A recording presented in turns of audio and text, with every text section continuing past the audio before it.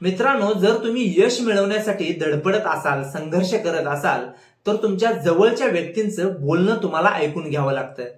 याउलट तुम्ही ज्या वेळेला यशस्वी व्हाल त्यावेळी ते तुमच्याकडे ढुंकूनही पाहणार नाहीत। तुमच्या चुका, तुमचे व्यंग या सगळ्यांकडे ते दुर्लक्ष करतील। अशीच काही उदाहरणे आपण आजच्या आपल्या लयभारी व्हिडिओमध्ये जाणून घेणार आहोत। पण त्याआधी तुम्ही अजूनही आपल्या लयभारी या युट्यूब चॅनलला सबस्क्राइब केलं नसेल तर लगेच सबस्क्राइब करा आणि बाजूच्या बेल आयकॉनला सुद्धा क्लिक करायला विसरू नका, जेणेकरून असेच लयभारी व्हिडिओ सगळ्यात आधी तुमच्यापर्यंत पोहोचतील। नमस्कार, मी विवेक मिटारे आणि तुम्ही पाहताय लयभारी।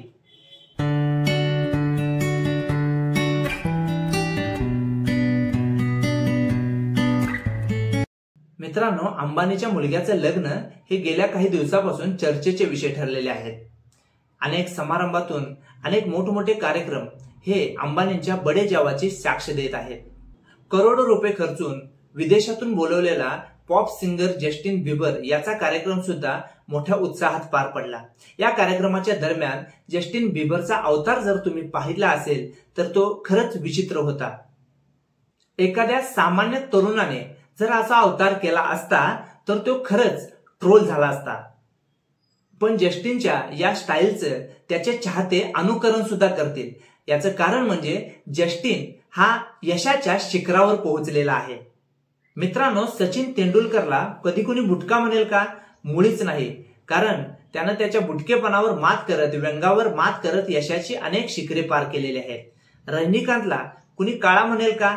मुळीच नाही, कारण त्यानं सुद्धा त्याच्या सावळेपणावर मात करत सुपरस्टारचा किताब मिळवलेला आहे, यश मिळवलेलं आहे।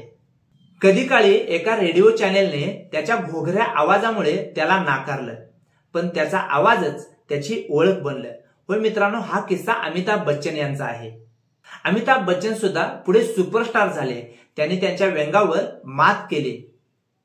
आणि म्हणूनच मित्रांनो, यशासाठी संघर्षाची तयारी ठेवा, यशस्वी व्हा, म्हणजे ही दुनिया तुमच्या व्यंगावर कधीच बोट ठेवणार नाही। मित्रांनो, हा व्हिडिओ तुम्हाला कसा वाटला कमेंट करून नक्की सांगा आणि अशाच लयभारी व्हिडिओसाठी आपलं लयभारी हे युट्यूब चॅनेल सबस्क्राइब करायला विसरू नका। धन्यवाद।